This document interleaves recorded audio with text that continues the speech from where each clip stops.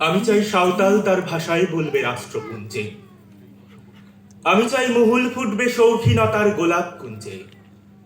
আমি চাই নেপালি ছেলেটা গিটার হাতে, আমি চাই তার ভাষাতেই গাইতে আসবে কলকাতাতে। আমি চাই ঝাড়খণ্ডের তীর্থনুকে, আমি চাই ঝুমুর বাজবে তোমার বুকে। আমি চাই কাশ্মীরে আর শুনবে না কেউ গুলির শব্দ। আমি চাই মানুষের হাতে রাজনীতি হবে ভীষণ জব্দ। আমি চাই হিন্দু নেতার সালমা খাতুন পুত্রবধূ। আমি চাই ধর্ম বলতে মানুষ বুঝবে মানুষ শুধু।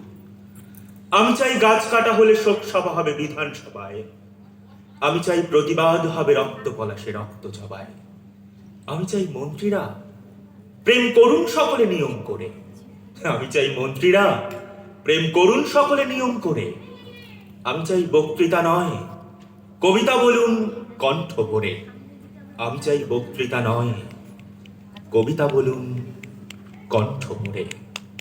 কবি সুমনের এই লেখা আমাদের এখনকার মানুষদের বুকের বাদিকটা কোথাও একটু নাড়া দিয়ে যায়।